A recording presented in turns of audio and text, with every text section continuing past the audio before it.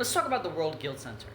The World Guild Center, or the WGC, acts as the governing body that presides over all things that relates to guilds. Anything that has to do with guilds, adventuring, the rifts, and so on are all governed by the WGC. Creating a guild, the disassembly of guild quests, handing out the guild quests, everything else to the WGC. The WGC is also the one that hands out the status of adventurer. In order to become an adventurer and venture into the 3,400 rifts that dot Ornera, you have to go through the WGC. To create a guild, no matter what kind, you have to go through the WGC. While the World Guild Center will act of its own accord more often than not, it will also listen to the various guilds that dot the rifts. Mainly the 8 Kings. The 8 Kings are a separate topic. I'll go over them in a different video. But essentially, they do act as their own governing body, and they don't even have to listen to the Council of Worlds if they don't choose to. Again, the Council of Worlds will probably be covered in a different video, but essentially the Council of Worlds are a coalition of the representatives from each world. Think of like Star Wars, like the Republic, and how each system or planet had its own representative. Forsaken worlds aren't part of the council, but I digress. The WGC has branches on almost every world, except for Forsaken worlds. This is for multiple reasons, but the main reason is for ease of access and information gathering. The WGC holds the largest network of information throughout the entirety of the 3,400 worlds, also known as the Arcane. So much so that most adventurers go to the WGC and to access the archives. The archives, or archive spheres, are pretty much a network of information that the WGC has sole control over. Anything can be found in the WGC. All information, confidential or otherwise, can be found there, if information on it exists to begin with.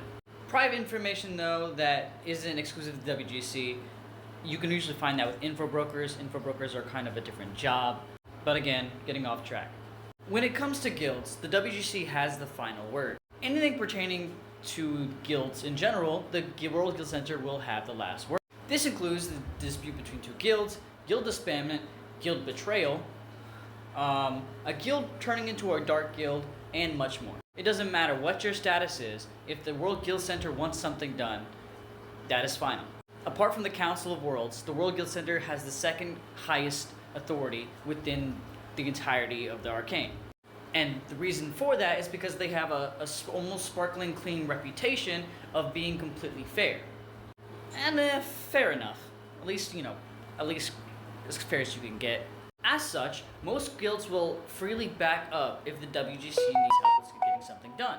A good example of this is as we see in Volume 1 of NameLess, when House Rain puts out a bounty quest on Uglio Mapel. The Mapels are descended from one of the 8 elemental heroes, so they're usually overlooked in terms of things like slavery, extortion, anything that is dark and shady. So normally, no guild would ever decide to touch that.